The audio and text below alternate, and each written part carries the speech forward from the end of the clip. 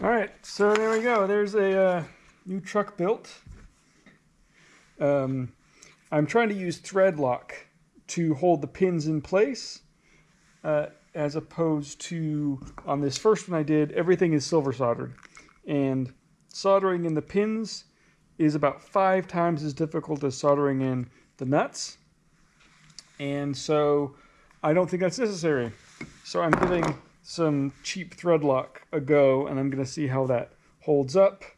I got impatient waiting for it to cure, and so I decided to just not wait and to get everything in place, and it should cure in place and I don't have to wait, and everything should be held so it doesn't move.